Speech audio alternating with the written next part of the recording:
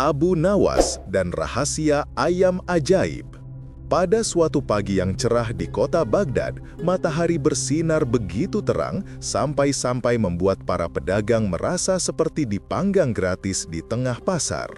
Di dalam istana megah milik Raja Harun al-Rashid terjadi kekacauan yang luar biasa. Kunci besar gerbang istana tiba-tiba hilang. Kunci itu bukan sembarang kunci. Ukurannya sebesar dayung perahu, terbuat dari besi mahal yang mengkilap dan menjadi simbol keamanan istana. Tanpa kunci itu, gerbang tak bisa dikunci dan istana tak lebih dari rumah tanpa pagar. Para pengawal berlari ke sana kemari seperti kambing dikejar serigala. Para menteri berbisik-bisik penuh panik sampai kumis mereka bergetar. Raja sendiri berjalan mondar-mandir sambil memegang kepala seperti orang sedang mencari kacamata yang sebenarnya sedang dipakai.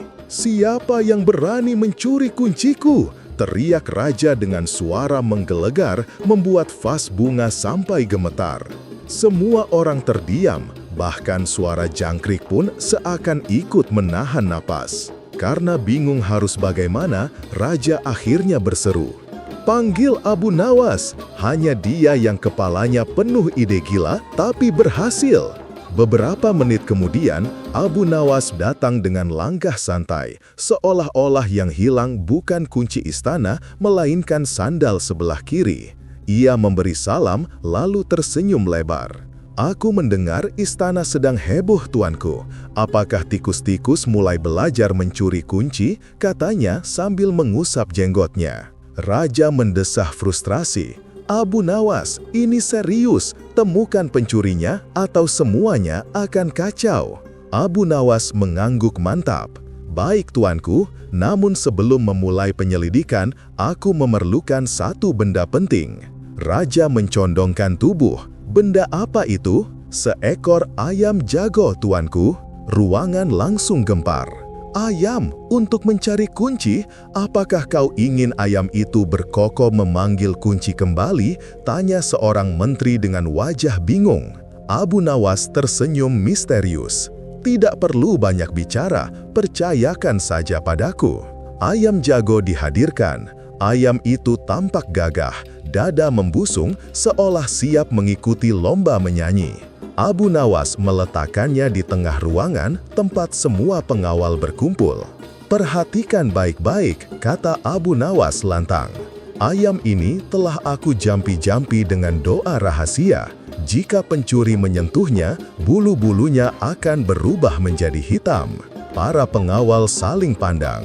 Ada yang menelan ludah, ada yang memegang jantungnya, ada yang hampir pingsan sebelum menyentuh ayam. Satu persatu mereka maju dan menyentuh ayam dengan sangat hati-hati, seperti menyentuh benda berharga yang bisa meledak kapan saja. Setelah semua selesai, Abu Nawas memeriksa ayam tersebut. Bulu ayam tetap putih bersih, tidak ada bekas hitam sedikit pun. Raja semakin bingung. "Kalau begitu, bagaimana kau menemukan pencurinya?" Abu Nawas tersenyum penuh kemenangan. "Pencurinya adalah yang tidak menyentuh ayam sama sekali." Raja terbelalak. "Bagaimana kau bisa tahu?" Abu Nawas memperlihatkan tangan para pengawal. Semua tangannya berminyak dan licin, seperti baru selesai makan gorengan. Kecuali satu orang, tangannya kering dan bersih. "Aku mengolesi ayam itu dengan minyak sebelum dimulai," jelas Abu Nawas. Si pencuri terlalu takut menyentuh ayam karena yakin akan ketahuan. Jadi, ia pura-pura menyentuh tanpa benar-benar menyentuh. Tangannya tidak berminyak, itulah dia pencurinya. Pengawal bersalah itu langsung berlutut gemetar. "Ampun tuanku, aku mengambilnya karena ingin menjualnya untuk membeli kuda balap." Raja menepuk dahinya. "Kuda balap? Kau pikir istana ini arena pacuan?" Seluruh ruangan meledak menjadi tawa, kecuali si pencuri yang wajahnya pucat seperti tepung. Raja lalu menepuk bahu Abu Nawas. "Sekali lagi kau menyelamatkan istana. Aku kagum, Abu Nawas."